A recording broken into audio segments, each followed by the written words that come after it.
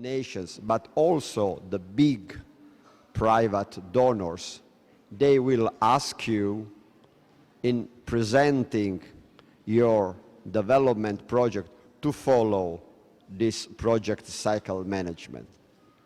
So the project cycle management is extremely important also because it's a way of sharing, for example, the same definitions. You will see in the handbook that we gave to you and that you will have on soft copy or hard copy, whatever you want, that at the end there are some definitions about what is a project, what is an evaluation, the different kind of evaluation, the appraisal, the ongoing evaluation, the final evaluation, what about financing, what about all the documents you need to present properly a project proposal to the major donors. Once again, not only the donors, the public donors, but also the private donors, the big private donors today want you to follow the project cycle management. But it's also important to follow the project cycle management because we have the possibility to somehow to learn from the past, to learn from the previous experiences that have done, not only that we have done, but also the other institutions have done. This is the reason why the project cycle management is so important. So the fact that we are able to share the same definition means that we are speaking the same language. When I say this is a development project, this is an appraisal, this is an ongoing evaluation, this is the final evaluation, what about the indicators, and so on, we will see. We are talking the same languages, the same language. So we can share experiences. So we can also learn from the experiences that other people have done, but also, of course, to learn from our own experiences.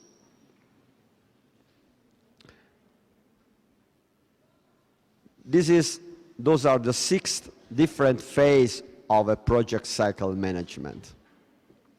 Normally we start with this phase, programming. What does it mean, programming? Means to set priorities. Programming. We must know what is much important for us to do. We cannot do everything everywhere. We must set priorities. This is the idea of programming. Programming means set priorities. So to do what and where. This is extremely important, programming, because programming is not only to set priorities, but programming means also to get a specialization. To be able to do something as something that we really know to do. Programming deals with also specialization.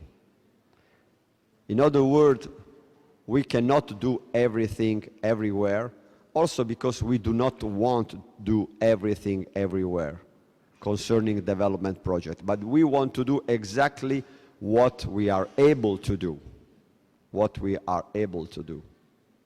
We cannot do at the same time development in the field of health, development project in the field of agriculture, in gender equality, child rights, income generating project, and so on. We must have a specialization. We must get a specialization. Why? There are 2 motivations which I think are important. The first of course, is that if you do not know what you are doing, you will not do that the best you can. But the second motivation, the second reasoning behind to got a good level of specialization is somehow linked to the concept of respect. Respect. I mean, if you do not know the reality you are working for, you are working with, you are not respecting that reality. This is extremely important when you deal with development, but not development, when you deal with people, concrete and real people. You see, health, once again, agriculture, gender equality are very broad concepts. We must put those concepts in practice.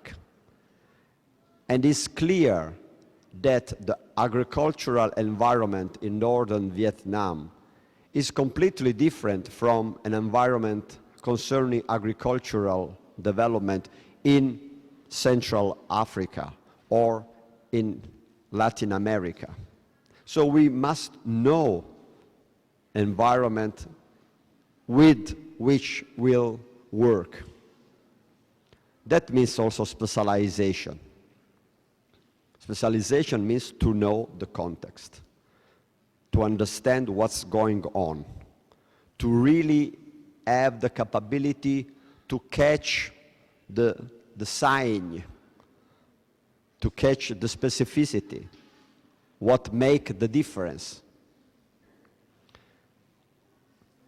So we need specialization in order to better programming and to better understand which are our priorities, because also our priorities will be linked to our specialization. So, once again, programming means to set priorities, but we set priorities also on the basis of what we are able to do. What we are able to do. Thank you. Wow.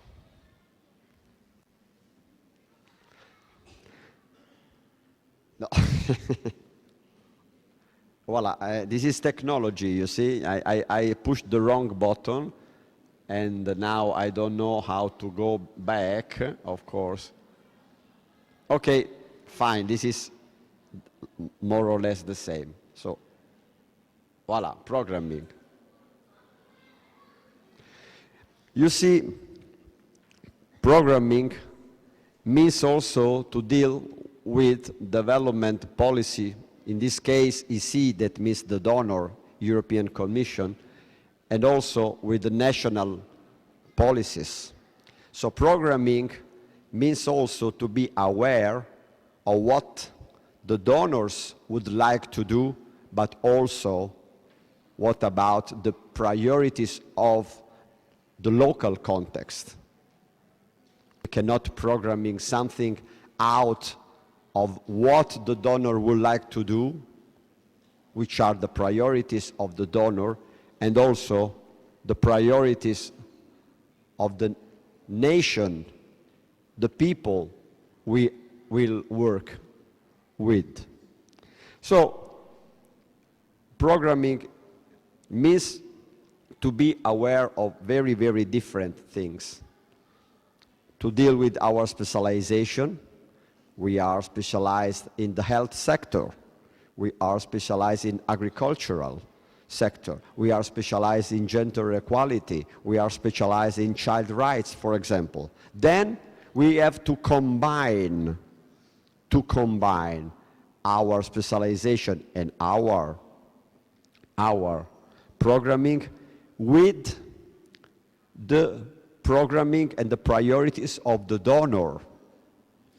In other words, the money, where come from the money, which are the priorities of the donor, and of course, the priorities of the country we will work in.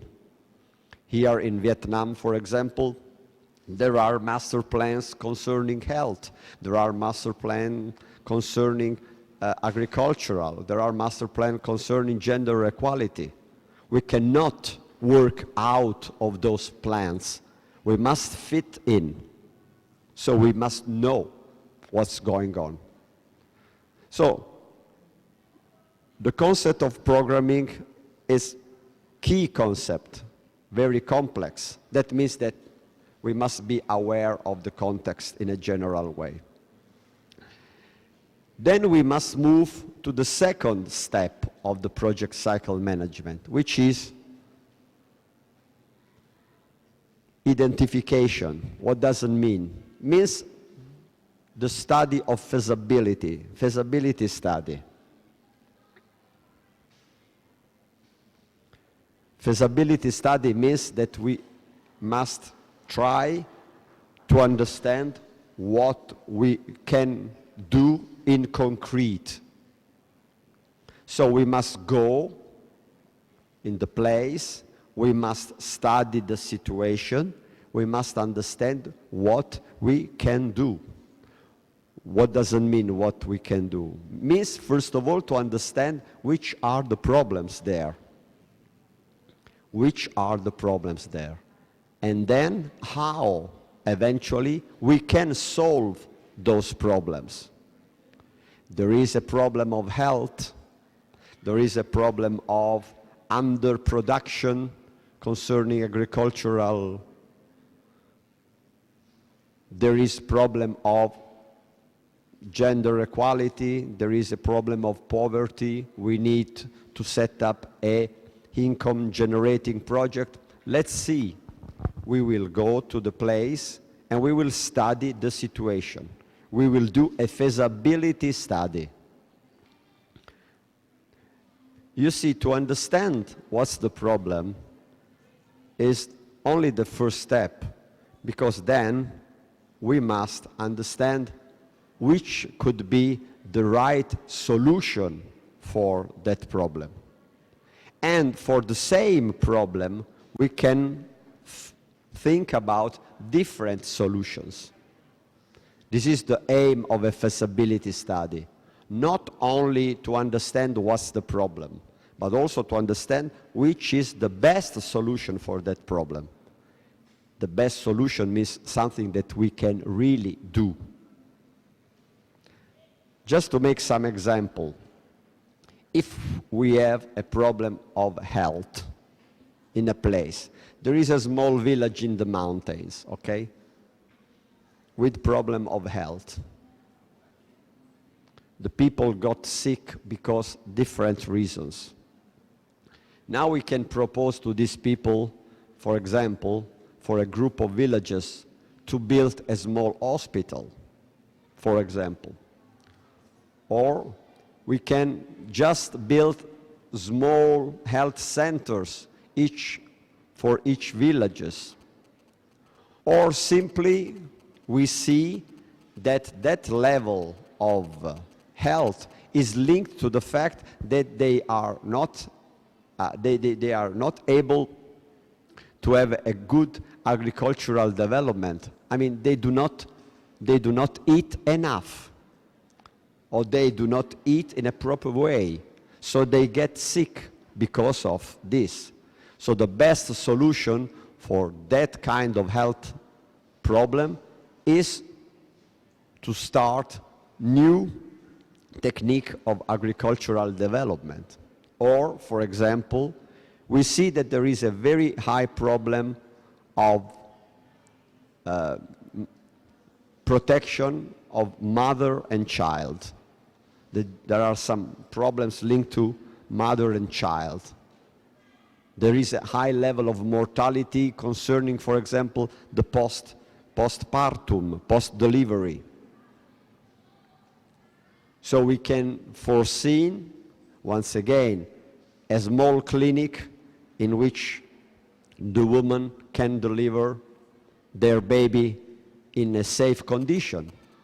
Or maybe we can just only propose them a service of people, nurse, which are able to help women to deliver, that can go house by house, for example. Not a central service, but just nurse, which are able, open, ready to go. So,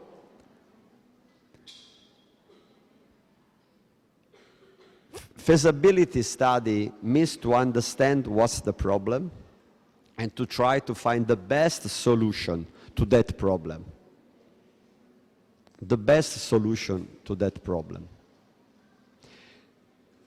Be careful, the best solution to a problem is not always easy to find, because what we need also is to give permanent solutions.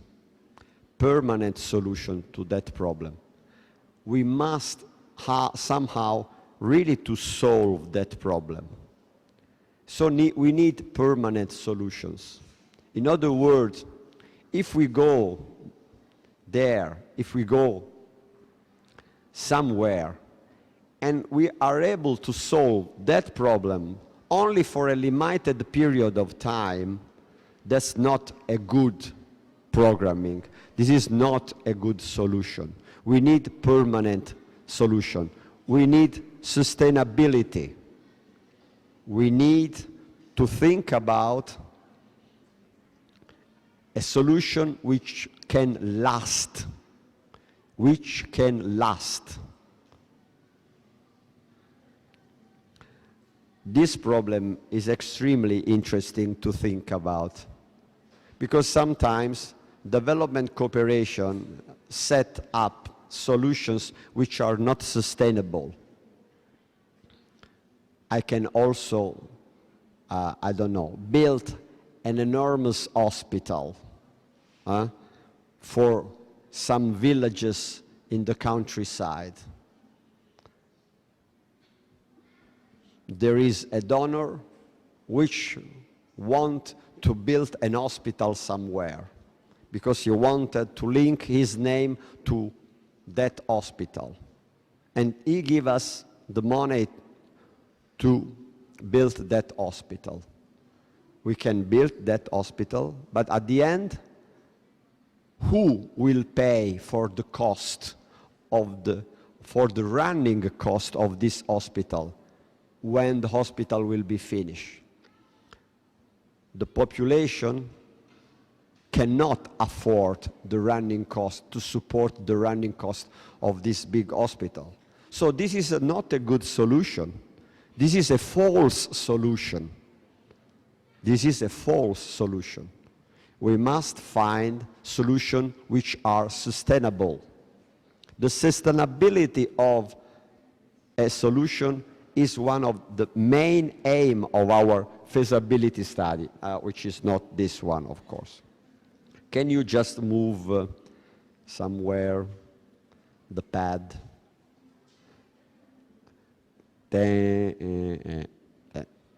No, yes, thank you.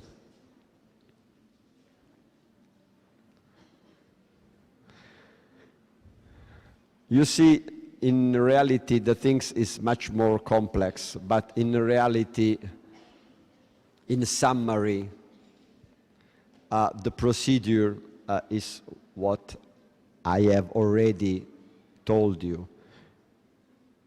In summary, you must understand what's the problem, you must find the right solution for that problem, and you must find the right solution for that problem bearing in mind the sustainability of that solution. We must find solution that can last, that can continue to give the positive effect after the end of our project. Sustainability. Then we go to the third phase of the project cycle management, formulation. Formulation means to put all the ideas in a specific paper, in a specific frame, a logical framework. there is a frame which is foreseen for this kind of development project, which allowed us to conceive a framework in which we can clarify which are our objectives, which means we want to utilize, which indicators we want to utilize in order to evaluate the project, and so on. Anyway, there is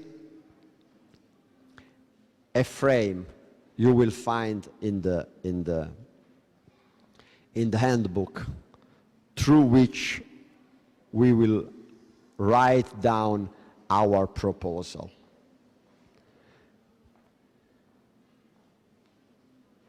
Now, we must start to implement our project on the ground. But within this implementation, we have something which we must somehow put in evidence, which is the financing for our projects.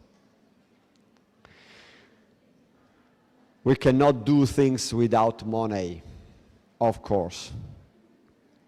And the donors are able to influence our choices. We must understand and we must know before from where we will get the money. From where we will get the money. Because this is extremely important. Because unfortunately, the donors have different rules concerning the financing of the project. The World Bank got its rules. The International Monetary Fund, other rules. The European Commission got its own policy concerning funds. The private donors, like for example Bill Gates, which is a very powerful donor concerning development project, he got his rules also concerning financing. Not only financing, but also account. So you must be able to understand before who will be the donor and which are the rules of this donor. Otherwise, no way. No way in the sense that if we receive money, but we are not able to deal with the rules of the accounting, for example, of this money, we really run the risk to fail. We really run the risk to fail. So, concerning implementation, concerning also the phase of concrete work on the ground, we must also know the rules, understand the rules of the financing. Then we move to the evaluation of the project. We already talk about another evaluation, if you want. This phase, identification, is a kind of evaluation. Is a kind of evaluation, is a pre-evaluation. Feasibility study is a kind of evaluation. We evaluate if we can or not do something. And if we can, how we can do it. So it's a kind of previous evaluation to understand conditional to do something. Of course, during the implementation of the project, we need also to do an ongoing evaluation. We need to evaluate what we are doing, because otherwise we are not able to understand if we are doing what we would like to do in the proper way, if we are going where we're supposed to go. In order to do this, in order to do the ongoing evaluation, we need indicators. we need to set up indicators. We need to set up numbers, percentages, which can show to us and also to the others that we are moving in the right direction. This is a very complex matter to find the right indicators for the ongoing evaluation. For example, if I say I want to improve the health of this village, what does it mean? It's too generic to say, too vague, to improve health. What does it mean in concrete to improve health? I must find indicators of health. I must find indicators concerning mortality of people, morbidity of people. And so I set up a starting indicator in which I focalize the departure point. I say, look, the mortality here is 0.35% of the population. Too high. Concerning the international standard. Or the mother-child mortality is 0.5%. Too high concerning the international standard. I want this percentage decrease to 0.2. I want this population to reach the international standard concerning mother and child mortality, for example. Or, this population is poor. I want to increase the income of this population. Then I must start from a number, how much this population gain, how much these people got in their pocket. And then I can say, I want to double, for example, the income of this population, and so on.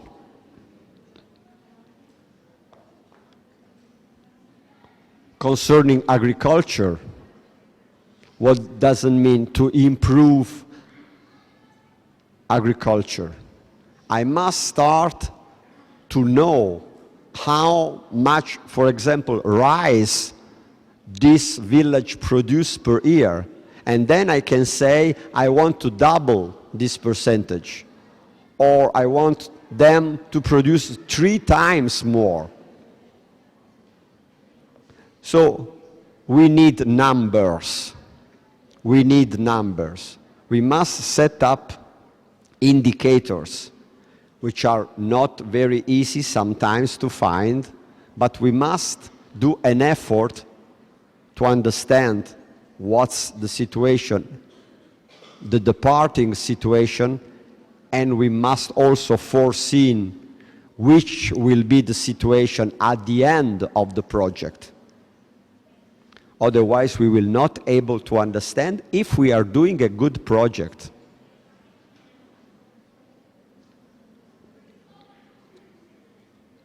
There is another problem linked to implementation. To implement a good in a good way a development project, we must think about the time we have. The time we have. How much time we have to do what we would like to do. We have 1 year, 2 years, 3 years time. We must know in advance, because we must planify in the period that we have the activity that we are foreseeing. And most of the time, we cannot decide how much time we have, because this normally is decided by the donor. Is the donor which will give us not only the money, but also the time that we have. The donor will say, you have $1 million for 3 year time. That's all. With $1 million and 3 year time, or 2 years time, you must achieve your project. You must reach your goals. This is extremely important to know. So it's not only money, but also time. So when we talk about implementation, the concrete realization of what we are planning to do, we must also take in account the time we have. If we have only 1 year, we must conceive a project we can really do in only 1 year. If we have 2 years, or if we have 3 years. But you see, also the ongoing evaluation is important on this aspect. Because each year, if we are able to evaluate what we have done, we are better prepared for programming the activities of the next year. So the ongoing evaluation must be exactly ongoing. We must evaluate the situation through the numbers, through the percentages, through the indicators, all along the period of our project. We must check each, for example, 3 months, the situation, in order to understand if we are going in the right direction, and also if we respect our timetable. If we respect our timetable.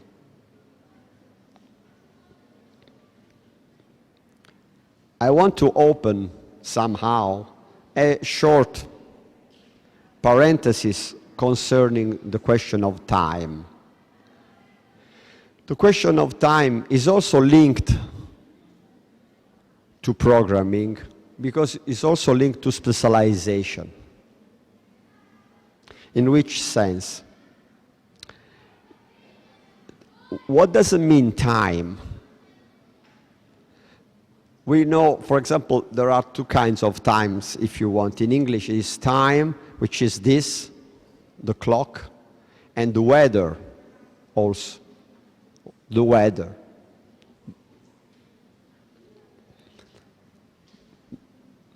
This is a kind of time. But if we do not know how our partners conceive the time, they think about the time, we are really running the risk to fail if we do not understand the perception of time of our partners. This is extremely important. It's not easy to understand, in a theoretical way, but I think that we have the evidences of this each day.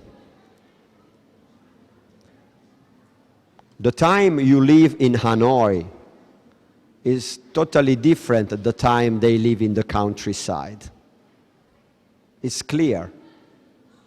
You go and you take a walk in Hanoi, you see all the people moving very fast, running all over, always.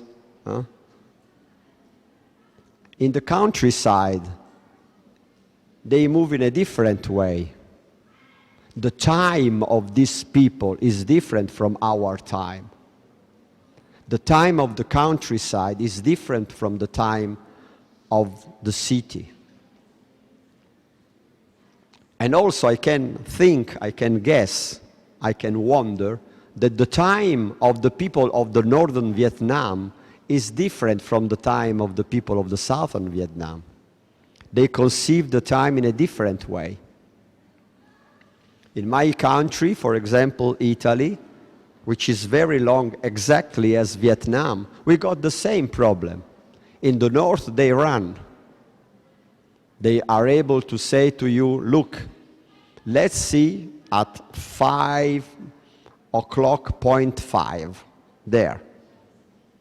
In the southern part of Italy,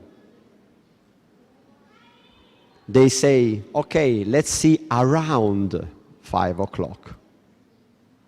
Another idea of time. Another idea of time. Some people move very fast. Some people move very slow. They live in a different time, different conception of time. But we know this. The time is not the clock in reality. The time of clock do not exist. What which exists is only our time, our lifetime. The idea of time that we are living in this specific moment. I'm sure that 1 minute with a good song is totally different of 1 minute, taking notes here in the lesson. I mean, time is something which is very subjective, not objective in reality. This is not time, this is only a clock. So, to say that if we do not understand the perception of time of the people we are working with, we really run the risk to fail. Because, for example, we propose a timetable of things which do not fit in their mind. If we propose to some people to do many things and to run up, they will not do it simply. They will see you as a very strange guy. We must create an empathy through times. We must understand the time our partners is living in. Otherwise, once again, we run the risk to fail, to propose too many things in a short period of time, and so simply not to realize those things. Okay. Can you please? But there is also something else, once again, which is linked also to specialization. And specialization, once again, is linked to the understanding of the environment in which we will work. So really to understand our partner, to know our partner, is also linked to weather. Weather is extremely important, and you know that in the dry season, you do, or you can do something you cannot do in the rainy season.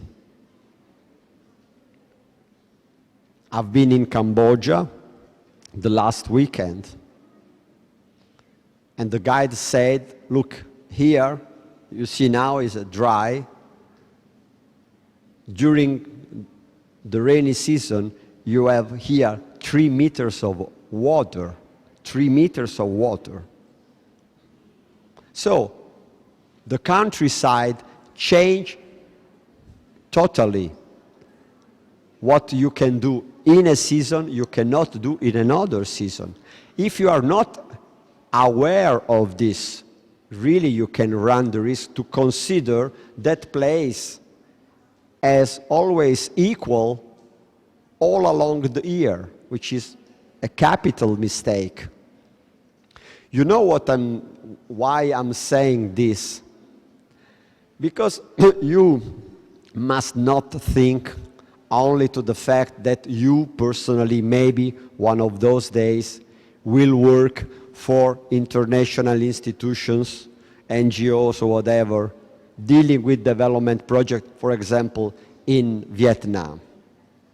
Maybe someone of you will work for the World Bank or for the United Nations, and someone will ask you to set up a project, development project in agriculture in Burkina Faso, in Central Africa. What do you know about Central Africa? What do you know about desert? What do you know about a dry season or rainy season in Central Africa? Quite nothing, maybe. Or we know something, but we do not know what is really going on there. And if we are not able to go there to understand the reality, and to also think that there is a weather which could change dramatically the situation of that place, maybe we can just introduce a proposal which will be totally false, which will fail, because we were not able to be aware about the weather, or the fact that these people utilize the weather or their time in a different way. We do. So, the indicators for the ongoing evaluation are important to understand if we are going in the right direction, are important also to evaluate ongoing what we are doing to better set up the next year of activity, but also because we put the indicators and our activity in a timetable of activity. And the timetable of activity, we must conceive the timetable of activity bearing in mind, taking in account the perception of time of our partners, of our beneficiaries, time and weather. Last but not least, in a development project which is more than 1 year, you will not receive the money for the 3-year period of time. You will receive money each year.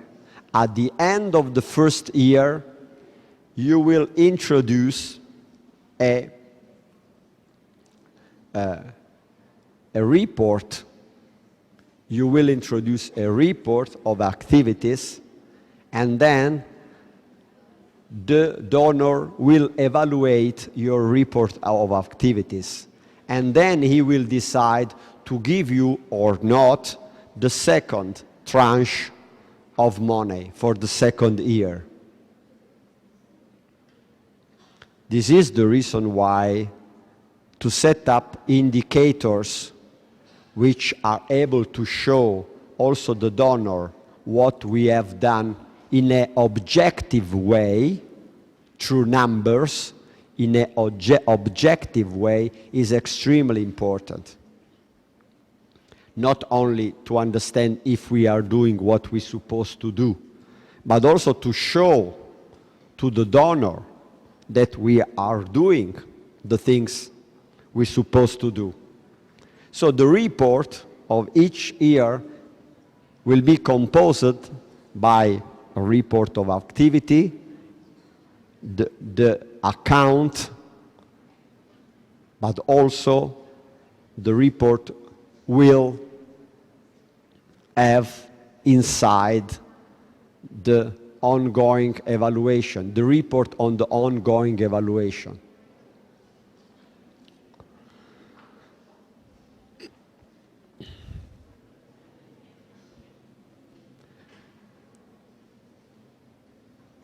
The last moment of the project cycle management is linked to evaluation and audit. This is a third kind of evaluation, is the final evaluation or the fallout evaluation. What does it mean, the final evaluation? The final evaluation deals with, of course, the final report of our activities at the end of the project. We must conclude the project and we do a final evaluation for the donor and also for the partners. We say, okay, the project is finished. Those are the results we have achieved. And so the project comes to an end. But as I said before, and once again I want to draw your attention on this, because for me it's the most important thing somehow. We cannot just do the final evaluation of the project. The final evaluation of the project is not enough to understand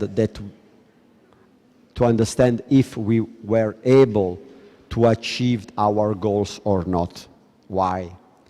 Because the final evaluation cannot take in account the main idea of sustainability of a project. Sustainability of a project. So we are not able at the end of the project to say if this project, the positive effect of this project will last or not. Will last or not. So, in reality, we need an evaluation and we need also an audit. We need an audit.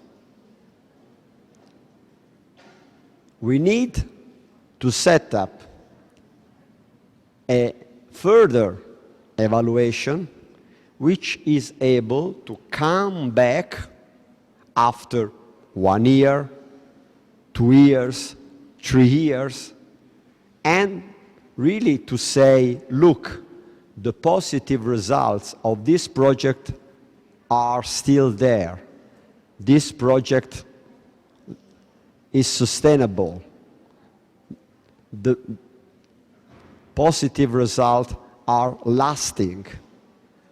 This is extremely important to understand if our project has been successful or not. You see, it's extremely easy to introduce positive results while you are there. It's easy because you have money, you have means. I mean, people is there, you know, we work all together with beneficiaries. There is a positive atmosphere, there is enthusiasm, and so on. But this can be extremely artificial. When we go away, everything could step back to the same level we found in the beginning. It's so common to find this situation. And this is not a good way to do development cooperation. We must introduce changement that can last, sustainable. Once again, what does it mean? For example, means ownership. Ownership means that our partners, our beneficiaries, they must feel that they are doing something for themselves. Ownership. Ownership is extremely important. When you are not able to build ownership, the sense for partners that what you are doing is exactly for them. They will only accept for a moment what you are doing for them, and then they will drop it. They will drop it because they don't feel that this is really something which could change in deep their life. It's a kind of gift. Okay, you accept a gift. It's something nice, okay, but it's not really something they feel as part of a new reality. I can say easily that 50, 60, even 80% of the development project, also the small development project all around the world, fail for this reason, because they were not able to create ownership, sense of belonging.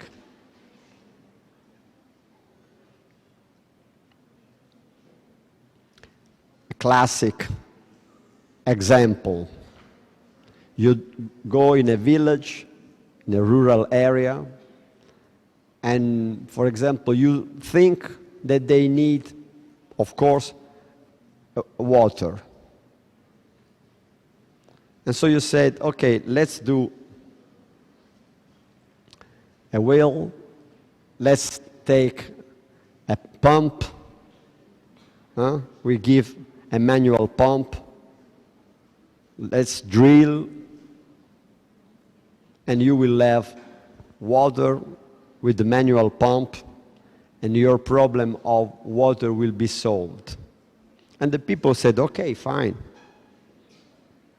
Drill, put the pump, and you do it. Then you come back after 1 year and 2 years, and the pump is broken, is there, is not utilized,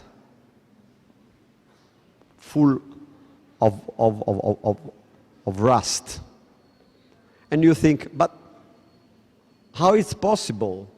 I mean, I gave to these people this pump with for water, and they leave it like this. They are not able to take care of this pump. How is it possible?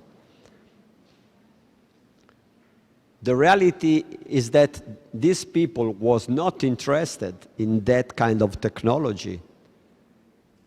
Maybe they had other things which were other priorities. They had other priorities, other things which were more important for them than that pump. Maybe they had a spring of water they wanted to restore, and so on. So the sustainability of a project means also is linked to the creation of an ownership. And ownership means to talk with the people. And we go, somehow, we come back to the first point at the end of the project cycle management. You are not able to create sustainability, you are not able to create ownership if you are not able to understand what really people want. What really people want. Not what do you want for them, but what they want, which is totally different. And this is exactly this approach that makes the difference between a good project cycle management, a good development cooperation, or a bad development cooperation. When you go in a place and you say to these people, to the people, you know, listen, I know what do you need? Normally these people said, okay, no problem. If you come with your project, with money, with means, why not? But then they drop it because they were not interested really in what you were doing. But if you go to people and to say, look, let's talk together.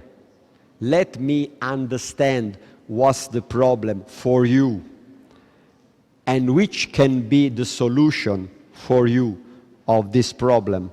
You can be sure that after years and years and years, the benefit will remain, they will last, because you were able to create ownership, participation.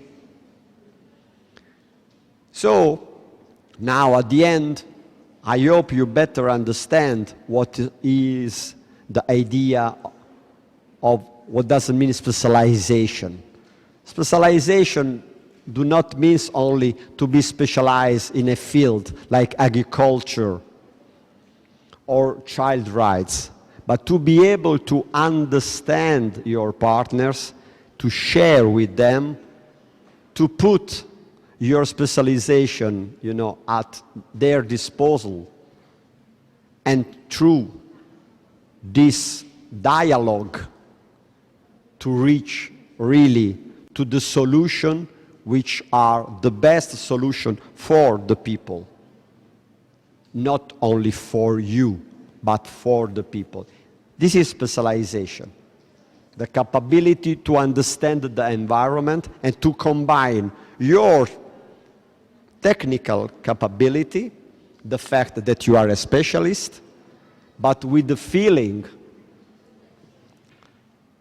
the knowledge, the respect also, the respect for the beneficiaries, the respect for their understanding, the respect for their vision of the world, the respect for their time, the knowledge of their weather, respect. Without respect, no sustainability. Without respect, nothing will last. I remember, and with this I conclude this last lesson, the first time I came here in Vietnam was 23 years ago. Nobody of you, among you was I think, maybe born. And I went to Bac Giang because I had to work in that hospital, to restore the hospital, to think about new structures, new equipment. And I can tell you, I was very struck by the equipment at that time were in that hospital. They were so old, you cannot even imagine. There was an X-ray apparatus that was 50 years old. Nevertheless, the technician there was able to repair over and over again that apparatus. Because he said, look, this is our X-ray. We need it. This has been here since the beginning of this hospital, during the war against the French, during the war against the United States, still working. So I want something which is like this. Exactly like this, because I know this. And I trust this apparatus. Then I said, look, it's impossible, my friend. Those kind of things do not exist anymore. Anymore. And he wanted exactly the same. I said, no way. I can propose you this and that and that all. I said, and he was very upset, I remember. So at a certain moment I said, look, the only thing we can do is to go together, of course, and to choose together the thing you think you need. Because if I say to you, look, I will send to you this apparatus of X-ray, I'm sure you will not take care of that as the same way you did with this old apparatus. So let's go together. At that time was Bangkok. So I organized the trip of this technician with me to Bangkok. And then at the end, he was able to find exactly somehow what he was looking for. Now, today, I'm going there. After 22 years, today, I will go back there. I have a friend there who told me that X-ray apparatus, that one, is still there after 20 years. Why? Because I was able to understand that the only way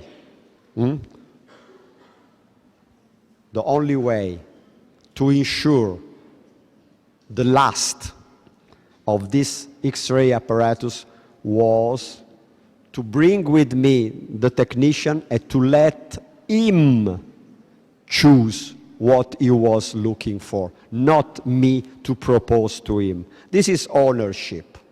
This is, I think, I hope, good way to increase participation and to do a good project cycle management. Thank you to everybody. Bye-bye.